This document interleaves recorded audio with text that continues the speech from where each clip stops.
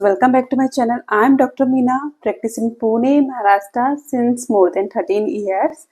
तो आज की इस वीडियो में हम बात करने वाले हैं कि अगर आपके मसूड़ों में, आपके दांतों में आपको महसूस होता है कि सूजन आ गई है एंड आपकी जो स्वेलिंग है जो बाहर से दिख रही है आपको, तो उसका क्या रीज़न होता है एंड उसका ट्रीटमेंट ऑप्शन क्या होता है।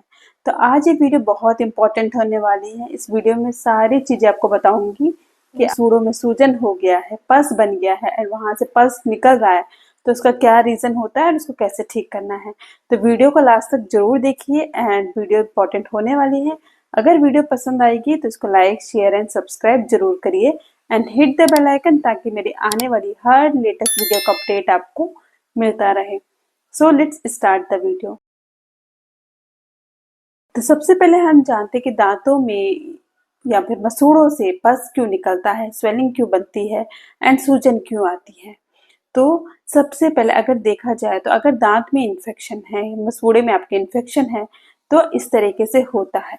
तो ऐसा स्वेलिंग आपको महसूस होता है, सूजन ऐसे निकल के आती है, पस बन जाता है। तो अभी जानते हैं कि ये इन्फेक्शन होता क्यों है। ये मोस्टली इन्फेक्शन तब होता है अगर दांतों में कैविटी हो, होल हो एंड कीड़ा लग गया हो एंड कीड़ा उसके जड़ों तक जा चुका हो एंड उसके इसमें वो दांत मसूड़ों के थ्रू बाहर निकलता है। ये बहुत कॉमन है फ्रेंड्स, ऐसा नहीं है कि बहुत कम लोगों को होता है, बहुत मैक्सिमम लोगों को होता है। बहुत सारे पेशेंट्स हम डेली बेस पे देखते हैं कि उनको ये प्रॉब्लम रहती है, जिसको हम मेडिकली डेंटल एब्सेस भी बोलते हैं। इसके काफी सारी जगह, इसके कहीं कोई भी रीजन हो सकता है। कभी कभी किसी पेशेंट के विजडम टूथ में भी हो जाता है। कभी कभी ये देखा जाता है कि उनके दांत में कोई कैविटी नहीं है लेकिन फिर भी उनको ये प्रॉब्लम होती है। तो ये होने के बहुत सारे रीजंस होते हैं। एक तो ये जो मैंने आपको बता दिया कि कैविटी है आपके दांतों में। दूसरा जो रीजन होता है कि विजडम टूथ का भी प्रॉब्लम होता है। और तीसरा जो रीजन होता है कि अगर आपके मसूड़े में गंदगी है, इन्फेक्शन है, तो भी वो दांत की रूट तक जाके वहां पे एब्सेस कॉज करता है, इन्फेक्शन कॉज करता है।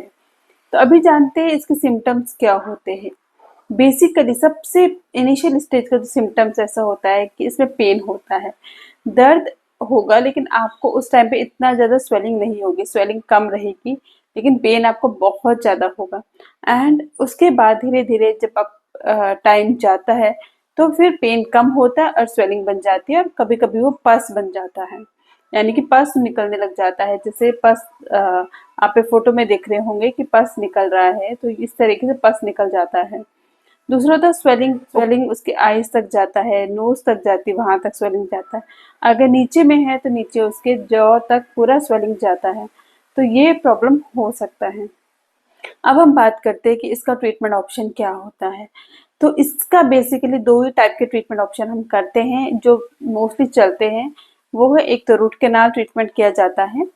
दूसरा ट्रीटमेंट ऑप्शन होता है कि अगर हमें एक्सरे में दिखता है कि दांत बहुत खराब हो चुका है, इन्फेक्शन, उसकी पूरी हड्डी गल चुकी है, तो उसको हम रिमूव भी करते हैं। तो ये दो ऑप्शन किया जाता है। तो मोस्टली केसेस में रूट कैनाल पॉसिबल होता है, बट वो सब चीज़ें हमें एक्सरे से कंफर्म होता है कि इस दांत में रूट कैनाल करना है, फिर ये दांत निकालना पड़ेगा। और ये तभी होता है अगर इन्फेक्शन आपने बहुत दिन तक अवॉइड किया हो, पहले आपको पेन हुआ हो और आपने मेडिसिन लेके पेन को कम कर दिया हो, खत्म हो गया होगा, एंड उसके बाद दोबारा से आपको स्वेलिंग आती है। मीन्स ये जब स्वेलिंग आने का रीज़न होता है कि ये क्रोनिक इन्फेक्शन है, बहुत टाइम से आपको इन्फेक्शन था, आपने नेग्लिजेंस किया, अवॉइड किया एंड वो अब स्वेलिंग में कन्वर्ट हो चुका है, वो बहुत ज़्यादा इन्फेक्शन हो चुका है। तो आपको समझ में आ गया होगा कि अगर आपके दांतों में इन्फेक्शन है और आपके पास बन जाता है, स्वेलिंग है, तो इतनी बड़ी घबराने की बात नहीं है। बट बिल्कुल भी ऐसा नहीं है कि आप कोई ट्रीटमेंट ना कराएं। आप किसी नियरेस्ट डेंटिस्ट के पास जाके विजिट करके दिखा सकते हैं कि इसमें या तो रूट कैनाल होगा या फिर इसका रिमूवल होगा दांत का। तो आई होप आपको वीडियो अच्छी लगी होगी। If you still have any doubt you can write in the comment box. So thank you so much for watching my video.